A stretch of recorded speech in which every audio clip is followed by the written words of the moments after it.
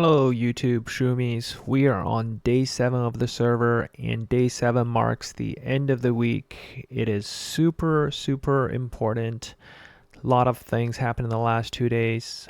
We have the artifact that's unlocked, and you use these divine hammers to level them up. And of course, we just unlocked Avian about 2 hours ago. Right at reset, so we're able to now start breeding these avians to help get additional skill that will help us, but also more importantly, this is going to give us these affixes that are going to add to our overall stats. These avian stats themselves, as they level up, this will be added to your base stat.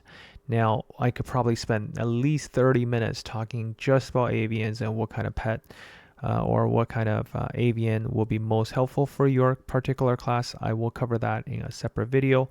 As a beginner guide and a playthrough, really it's about optimizing what you want to do in the first couple of days of the game. So first, starting off with your artifact, right? Hammers, where to get them? They're really mostly obtained through rush events, as you would know. So usually on Tech Rush, this is where you start getting it whenever you finish a particular page. And then Mount Rush definitely was another one. So that's why you can see I'm saving my gems, making sure I'm trying to get to the 4th page, which will require a total of 3,275 of them. I'm probably going to need at least close to 100k gems to buy the remaining ones I need. But that's also going to give me 8,000 hammers, which will probably get me close to level 21 if I think it's going to get me close to level 21. By the way, what's important to recognize with all of these is I think it gets cheaper after you hit 10 and then you reset again. So we should be able to get to level 21 after the first Mount Rush, if I recall. So that will give you a lot of stats overall. Now, of course, if you are lucky and you manage to, get the Chaotic Warhammer, this is where you're going to get basic global attack, and of course all of your basic attack now do additional AoE damage.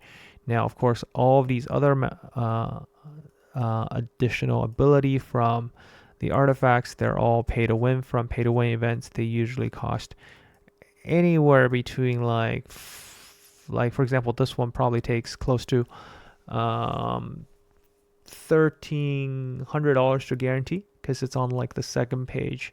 So yeah, like in this event, in this game, this is where where the real whaling starts coming in. Usually when new artifacts are released, it takes close to about $500 to guarantee one. If you're lucky, you can probably do it in like $300 for you to get them as a rerun on the 2nd page. It definitely costs a lot more. Now, that's all I'll say about Artifact right now. Maybe this is why a lot of people like to re-roll accounts.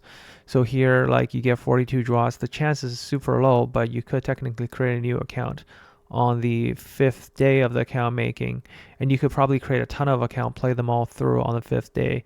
You can try to re-roll this on one of your account, and you can have a really good start with an artifact.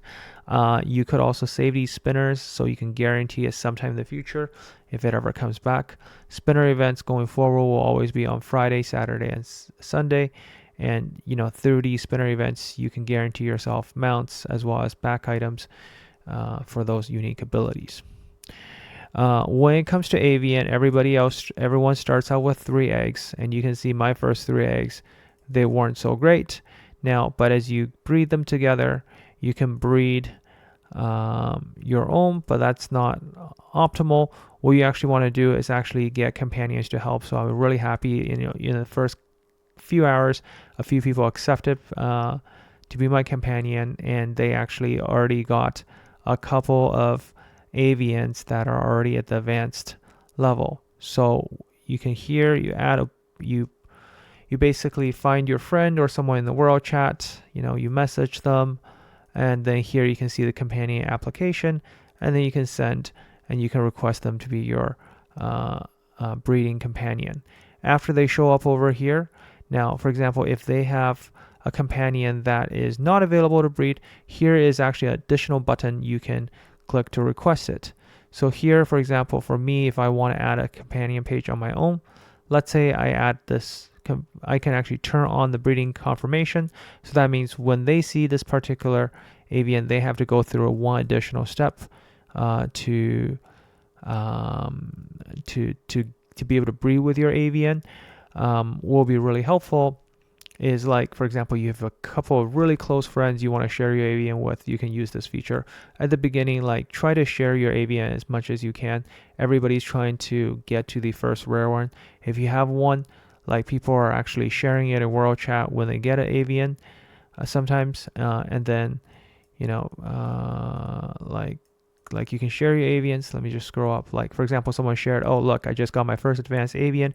Everybody add that person, and now you have increased odds, because what you want to do is when you breed with these avians, let me just show you guys kind of the odds, right? So if I'm trying to breed and trying to get to a better avian, if I just use two basic ones, you can actually see the probability or the chance of me actually getting to advanced.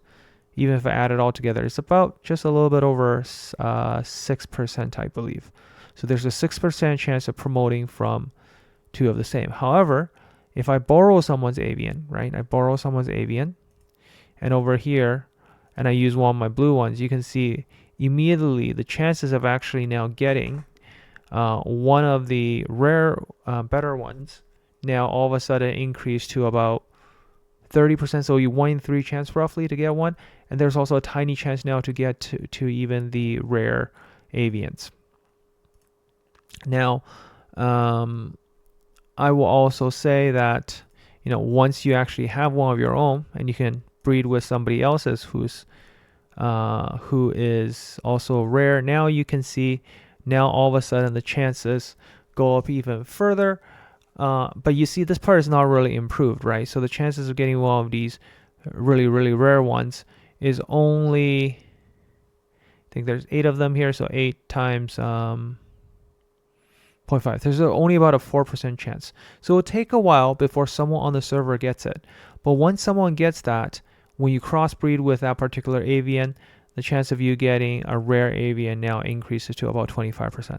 So everyone's just really trying their luck and trying to see, if they can get an avian they want. Luckily for the mage class, what you're looking for is just the pumpkin, and the pumpkin is hopefully, because it's advanced avian, someone on the server will have it really soon.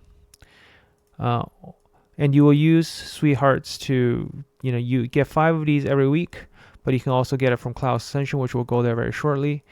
In general, what you're looking for in terms of avians, for early game, I will actually recommend for most players to either go for the Horus once it's available on your server, because Horus does damage to the enemy's max HP. So the second part, if it deals like 2% every second, so 6% guaranteed after 3 casts of it, and then it also slays enemy if it's below 5% HP. It's really good. The other one is also Moonbound Spirit. This is where, without looking at affixes early on, because you have very few avians in the first couple of weeks, and to be able to breed, and they're not available on your server, you could be spending a lot of cakes and not getting very far with it. Instead, just try to get yourself on with a Moonbound Spirit, or get yourself with a Horus, and they will do the most damage early game to the enemy, especially bosses. Now, of course, pumpkins are easier to get. If you're a mage, definitely go for the pumpkin witch and start working on your affixes, which you can start out with by just getting talent skill and any of the ones that have, skill crit damage on it. Eventually, you want to start going for things like, really, really rare affixes which are really, really hard to get. But eventually your server will have them after enough people have bred with them. And hopefully everyone's nice enough to share those avians once they're available. As a server, you're really working together, like I said many times in my previous videos. And on that note, this is where the whales become really important, because the whale progression actually is going to be the key to how far your server progresses on Cloud Ascension. In comrade settings, what you want to do is combat recruitment, and then I know Scorn is off right now. Scorn's our biggest whale. I've sent a request to him to be my team invite for Cloud Ascension, and you can see in Cloud Ascension you will get tons of rewards once a week. So in your dungeon entry, now even if you don't have any friends, the game will give you default 3 players around the same level as you, and then you can enter and you can progress through this. Every time when you, what happened there? Okay, enter, go to challenge. Every time when you beat a particular floor as a whole, each floor has 6 stages. When you finish, you will be able to select a certain one additional reward from a choice of different rewards. You can always see the preview for the next set of rewards. And you get a lot of materials that are going to be either for enhancing your avian or good for enhancing your hero overall, like skill scroll. So for example, here I just finished floor 2 and now I have two rewards I can pick, and here you can pick things like things that will boost your ring, avian food, fertilizer, like there are a lot more rewards later on. This actually tells you what you get next. So here, being able to get another cake to do one more breeding or even get some coins, that will be really helpful. So with the strongest player on the server, usually they can solo way more stages than what you could do with someone who is same level as you. So they could potentially help you. If you're, a strong player and you want to help other people out, you want to make sure that your preset is all set up properly, because this is the setup preset the other player will get when you the moment they request it for you. What's really important to note that here is, you can only assist up to 20 people, and once you're done assisting someone, you can actually kick them out and go assist somebody else. But they won't lose any progress or their ability to claim these rewards. So in theory, like the top whale could help out the entire server if they're willing to do so. All right, so that's about Cloud Ascension. The last important feature that unlocked today is now the cross-server rank match. I actually made a mistake on my first account that I played on, is not realizing this is the only place where you can get Awakening Crystal other than the pay-to-win event, and the only place where you can get a Red 2 Soul selection without, spending a ton of money. These are what's required to make Pink Souls, and you need 6 of these for ascending.